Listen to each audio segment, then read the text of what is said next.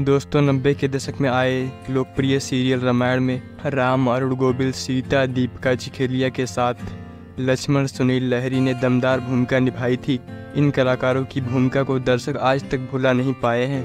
रामायण में सुनील लहरी ने अपने किरदार को इतनी बखूबी से निभाया कि उसमें दर्शक भगवान लक्ष्मण की छवि देखने लगे थे। 1990 में सुनील लहरी ने धारावाहिक परमवीर चक्र में भी अभिनय किया। उससे पहले वे विक्रम और बेताल और फिर दादा दादी की कहानियों में सुनील लहरी के दमदार अभिनय को देखकर ही रामानंद सागर ने उन्हें रामायण में लक्ष्मण के किरदार के लिए चुना था। आज का दौर कुछ ऐसा है कि एक कलाकार छोटे पर्दे पर काम करने के बाद बड़े पर्दे पर जाकर छा जाता है, लेकिन एक दौर वो भी रहा जब कलाकार छोटे पर्दे पर काम करके लोगों के दिलों में भगवान की तरह बस गए, परंतु इनका खुद का व्यक्तित्व कहीं गुमनामी के अंधेरे में खो गया। कुछ ऐसे ही कहानी है सुनील लहरी की। सुनील लहरी जी का जन्म 9 जनवरी 1961 में मध्य प्रदेश के दमोह जिले में हुआ था। सुनील एक मध्यम वर्गीय परिवार में जन्मे थे।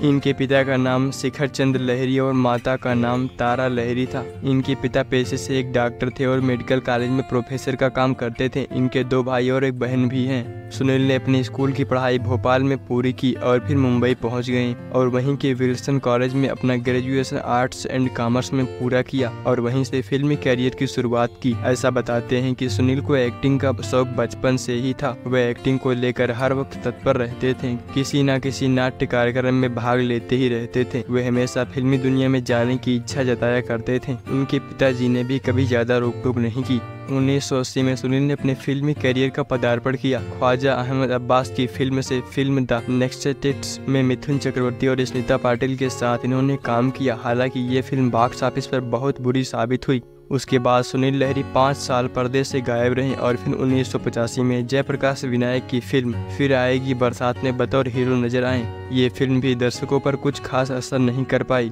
पर इसके संगीत ने लोगों का दिल मोह लिया। जब सुनील को बड़े पर्दे पर कुछ खास सफलता नहीं मिली, तब सुनील ने छोटे पर्दे पर काम करना सही समझा। रामायण से पहले इन्होंने कई टीवी सीरियल में काम किया, जैसे दूरदर्शन पर दादा दादी की कहानियाँ, प्रेम सागर के टीवी सीरियल विक्रम और बेताल में कई अलग अलग भूमिकाएं निभाई। और फिर 1986 में रामानंद सागर द्वारा इनको ऑडिशन में बुलाया गया, जिसमें लक्ष्मण के लिए 150 लोगों से ऊपर सभी लोगों को ऑडिशन लिया गया, जिसमें सुनील लहरी को लक्ष्मण के रोल के लिए सिलेक्ट किया गया। इसी के साथ इनका रामायण करियर चालू हो गया और शानदार तरीके से अपना रोल निभाया। उसके बाद इसकी शूटिंग 3 सालों तक चलती रही। इसी समय लौको सीरियल में भी वे नजर आए और यहीं से सुनील लहरी को नया फेम मिल गया। रामायण के बाद इन्हें एक और प्रचलित टीवी सीरियल में काम करने का मौका मिला। वह था 1990 में चेतन आनंद द्वारा निर्देशित टीवी सीरियल परमवीर चक्र, जिसमें इनके अभिनय की खूब तारीफ की गई। फिर 1990 के बाद 2-3 फिल्मों में और काम करने का मौका मिला और 1991 में सुनील बहारों की मंजिल फिल्म में नजर आए।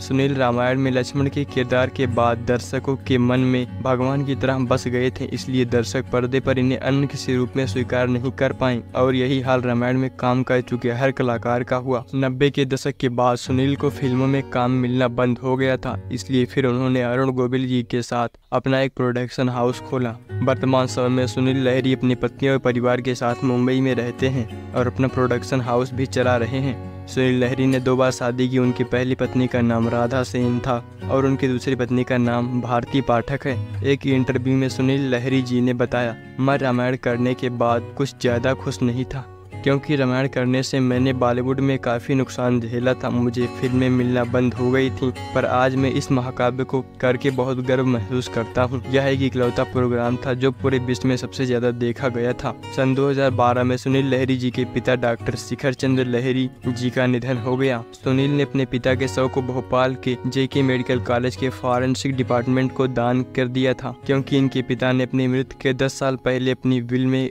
यह लिखा था कि मेरी मृत्यु के बाद मेरे 100 मेडिकल कॉलेज को दान कर दिए जाएं, ताकि एटोनॉमी पर छात्रों को रिसर्च करने में मदद मिले। मीडिया की रिपोर्ट्स के मुताबिक सुनील लहरी जी की कुल संपत्ति 150 करोड़ रुपए है। गाइस, आप लोग कमेंट करके बताइए कि आपको यह वीडियो कैसा लगा। अगर वीडियो अच्छा लगा तो वीडियो को लाइक और चैनल को सब्सक्राइब जरूर करें। धन्यवाद। जय हिंद, जय भारत।